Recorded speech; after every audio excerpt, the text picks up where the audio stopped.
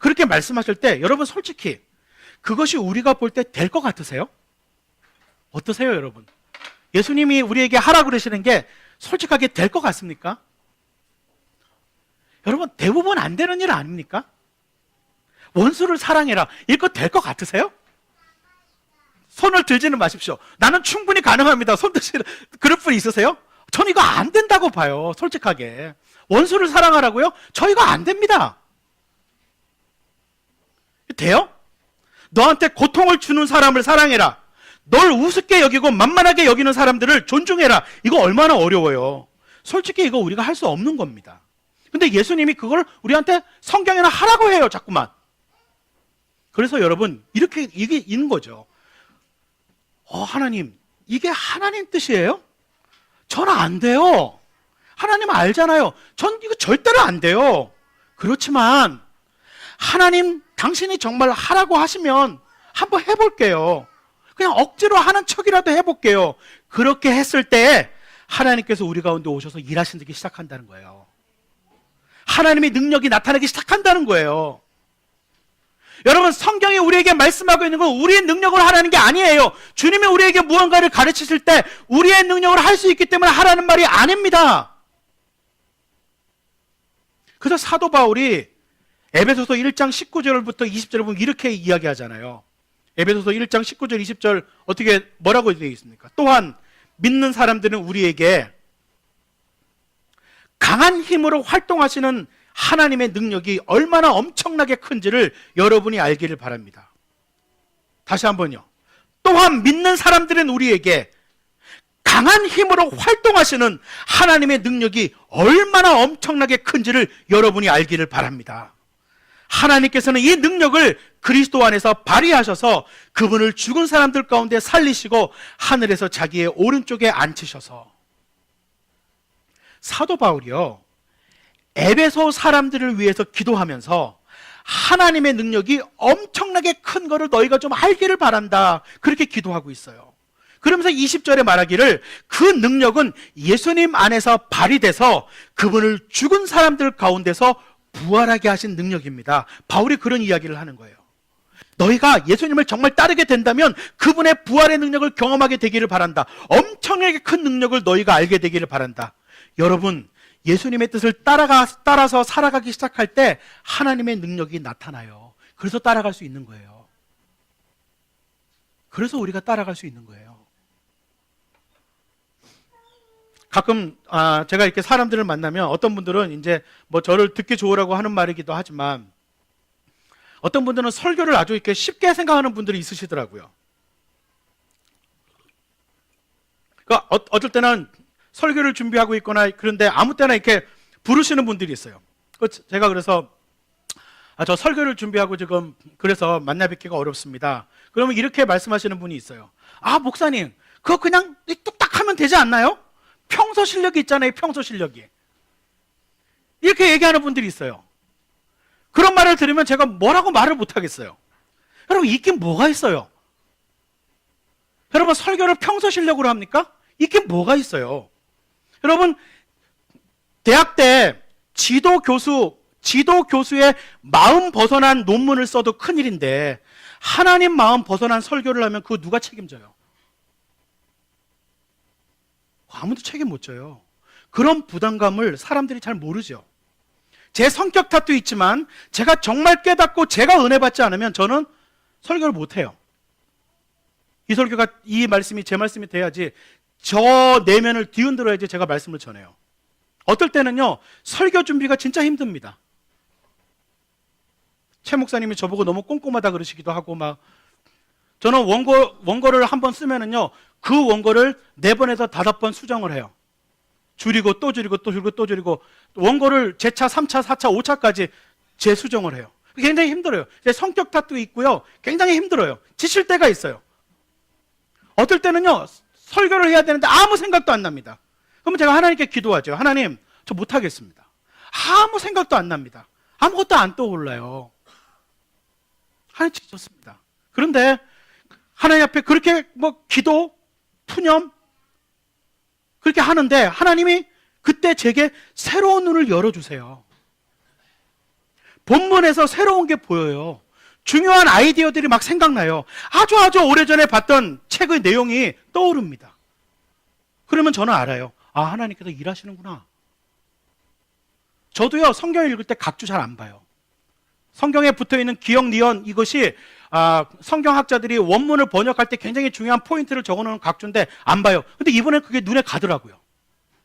그러면서 그 각주를 보는데 이게 본문이 더군다나 저는 대학 그 신대원에서 사본학이나 이런 걸 배웠잖아요. 그러니까 이게 확 이해가 달라지는 거예요.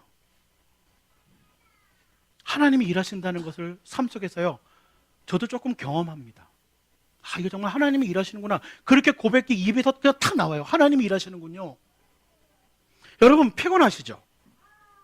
우리 삶이 맞습니다. 우리 삶이 피곤해요. 우리 힘으로는 포기하고 싶을 때가 많아요. 못하는 게 많아요. 그런데 하나님, 그렇지만 한번 해볼게요. 이건 안 되는 거지만, 제 힘으로 안 되는 거지만 해보겠습니다.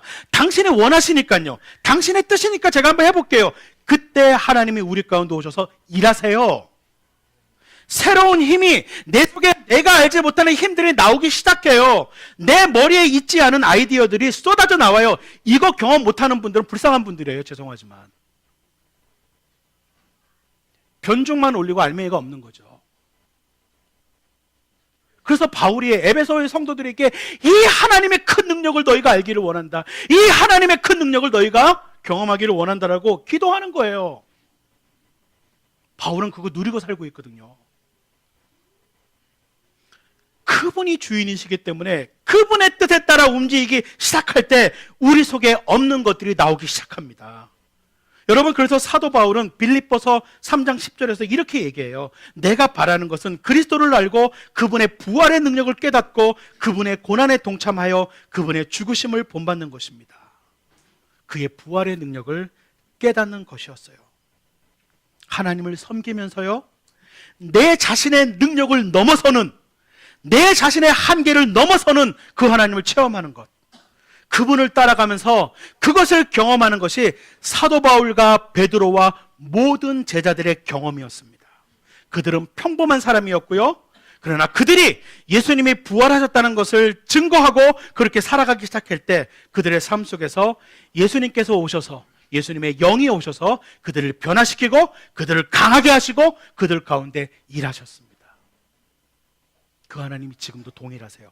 믿으세요? 그 하나님이 지금도 우리에게 역사하세요. 여러분, 하나님의 능력은 죽은 것이 아니에요. 저와 여러분들을 위해서 하나님께서 예비하신 것입니다. 그런데 그것을 누가 받아 누릴 수 있냐면 예수님이 부활하셨다는 것을 정말로 믿고 그분이 하나님이시라는 사실을 정말로 받아들이고 그분을 예배하고 그분의 뜻을 따라서 살기로 결심한 자들 가운데 하나님의 능력은 무한정 흘러들어갈 수 있습니다. 만약 우리가 그것을 누리지 못하고 인생을 산다면 우리는 정말 불쌍한 사람들인 거예요. 사도 바울이 그게 안타까워서 기도하는 거예요. 그 엄청난 하나님의 능력을 알게 되기를 원한다. 나도 그 부활의 능력을 온전히 깨닫게 되기를 원한다. 그렇게 얘기하는 것입니다. 여러분, 예수님이 부활하셨다고 하는 의미는요, 세 번째는요, 세계가 새롭게 열렸다는 의미입니다. 예수님이 부활하셨다는 것의 의미가 세 번째는 뭐라고요? 새로운 세계가 열렸다는 거예요. 다른 세계가 열렸다는 거예요. 빌립보서 3장 11절을 한번 같이 읽어볼까요? 빌립보서 3장 11절을 같이 한번 읽겠습니다. 시작. 그리하여 나는 어떻게 해서든지 죽은 사람들 가운데서 살아나는 부활에 이르고 싶습니다. 아멘. 이게 바울이 무슨 얘기를 하는 거냐면요, 바울이요, 내가 빨리 죽어서 나 부활의 세계에 들어가고 싶다, 이렇게 얘기하는 거예요. 빌립보서를 읽어보면요, 빌립보서에서 바울은 이런 얘기를 많이 해요. 나는 죽는 게 나한테 유익하다, 죽어서 그와 함께 있는 것을 내가 소망한다, 이런 이야기들을 바울이 합니다. 고린도 전서에서는 사도 바울이 말하기를 예수님이 부활의 철매 열매라고 이야기합니다. 이게 뭘 뜻하는 건지 아세요? 이것은 다른 차원의 얘기예요. 이것은요, 인간의 역사를 하나님께서 바꿔놓았다는 얘기입니다. 예수님이 부활하시기 전까지는 세상을 향한 하나님의 뜻이 온전하게 분명하게 드러나지 않았어요. 그러나 예수님의 부활을 통해서 하나님의 구원 계획이 확실하게 나타났습니다. 그것은 뭐냐면 우리 모두가 예수님처럼 부활한다는 거예요. 그리고 우리가 부활해서 새로운 세계에 들어가서 살게 된다는 것이에요. 그것을 위해서 예수님이 첫 열매가 되셔서 그렇게 부활하셨다는 것입니다. 그래서 그를 믿고 그를 따르는 자들도 영원히 살겠다고 말씀하셨던 그것이 실제로 이루어질 것이라고 하는 것이에요. 그것의 증거가 뭐예요? 예수님의 부활이에요. 하나님께서 새로운 세상을 여셨다는 거예요. 부활은 그런 의미입니다. 다른 세계가 열렸다는 거예요. 우리도 부활의 생명에 동참하는 것을 통해서 새로운 세계에 들어가서 살게 될 것이라는 것이에요. 이것이 뭘 의미하는 거냐면 우리가 우리 인생의 종말을 알고 그 이후에 새로운 세계가 있다는 것을 정말로 진정으로 깨닫게 된다면 우리 인생을 다르게 살 것이라는 의미입니다. 여러분, 죽고 난 다음에 부활해서 다른 세계가 있다는 것을 정말로 믿으면, 예수님이 정말 부활하셨다는 것을 믿으면, 예수님이 부활하셔서 승천하셔서 새로운 세계에 들어가셨다, 우리도 그 새로운 세계에 들어갈 것이다, 이거를 정말로 믿으면, 정말 안 믿어서 그렇죠. 정말 믿으면요, 우리 인생은 다르게 살아요. 그렇지 않나요? 죽어서 끝나는 인생이 아닌데, 무덤에서 끝나는 인생이 아닌데요. 근데 오늘날 예수 믿는 사람을 보십시오. 무덤에서 끝나는 인생을 살지 않나요? 무덤에서 끝나는 인생을 살아요. 인생과 세상의 종말, 그 이후에 새로운 세계가 열린다는 것을 우리가 정말 안다면 우리는 우리의 인생에서 좀 더 선명하고 좀 더 분명한 비전을 가지고 살게 돼요. 내가 어떻게 살아야 되는지가 분명해져요. 내가 하고 싶은 것만 하고 살지 않아요. 내가 해야 될 일이 무엇인지 보게 돼요. 이 땅에서 짧게 사는 동안에 해야 될 일이 무엇인지를 알게 된단 말이에요. 진짜 종말을 안다면, 죽음 이후의 세상을 안다면요. 이것도 하고 저것도 하고 그러면서 내 인생을 허비하면서 살 수가 없다는 말입니다. 예수님이 부활하셨다는 것을 정말 알면, 그리고 그것을 통해서 새로운 세계를 여셨고 내가 그 세계에서 영원히 살 거라는 것을 안다면 사람들은 인생을 분명히 다르게 삽니다. 선명한 비전을 갖고 삽니다. 그뿐 아니라 우리가 중요한 결정을 내릴 때 다른 결정을 하기 시작합니다. 우리는 하나님을 위해서, 하나님의 뜻을 위해서 무엇이 더 가치 있고 무엇이 더 영원하신 것인지에 대해서 질문하기 시작하게 돼요. 그에 따라서 결정하고 삶을 살아가게 돼요. 여러분 어떻게 결정하시나요? 여러분, 사람들이 결정을 어떻게 해요? 사람들이 뭔가를 결정할 때는 미래를 보고 결정하죠. 그죠? 뭔가를 이렇게 결정할 때 미래를 보고 결정하잖아요. 그런데 어떤 사람은 그 미래를 봐요. 그 미래의 종국이 뭐냐면 무덤을 봐요.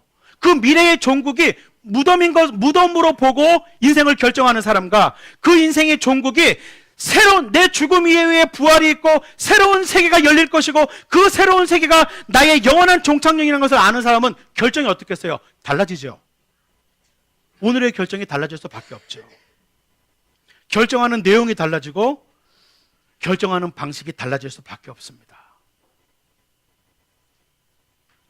그 다음 세계를 정말 믿기 때문에, 예수님이 부활했다는 것을 정말 알기 때문에 영혼의 관점을 가지고 그것을 평가할 때 우리는 무엇을 선택해야 되는지가 분명히 보이는 것입니다. 잠깐의 명예와 잠깐의 쾌락과 잠깐의 기쁨을 선택할 것인가, 아니면 영원히 있는 것, 영원히 영향력을 끼치는 것, 그것을 결정하신가, 그게 보인다는 것입니다. 여러분, 저는 오늘 말씀을 마무리하면서 저와 여러분에게 이렇게 묻고 싶습니다. 여러분들에게 있어서 부활은 무엇입니까? 여러분, 예수님이 정말 부활하셨어요? 정말이에요? 그것을 내가 정말 믿는다면 마가복음에 나오는 부활 이전의 제자들처럼 살지 못합니다. 우리는 부활 이전의 제자가 아니고요, 부활 이후의 제자입니다. 우리 헤매면 안 돼요. 마가복음을 읽었던 그 당시의 독자들은 이 메시지를 분명히 깨달았습니다. 저는 여기 있는 모든 분들이 저와 함께 그 부활의 능력을 말만 하는 사람들이 아니라 그 부활의 능력을 경험하고 누리는 사람들이 되기를 소원합니다. 예수님이 부활하셨다는 얘기가, 예수님의 부활의 소식이 의미 없고 종교적이고 교리적이고 관념적인 그런 이야기가 아니라 제자들의 삶을 바꿨던, 인생을 바꿨던, 운명을 바꿨던, 결정을 바꿨던, 삶을 살아가는 방식을 바꾸고 목적을 바꾸었던 것과 같이 내 인생을 바꾸는 그런 놀라운 메시지가 되기를 간절히, 정말 간절히 소원합니다. 이 시간에 우리 말씀을 묵상했으면 좋겠습니다. 사랑하는 성도 여러분, 오늘 메시지가 하나님의 진리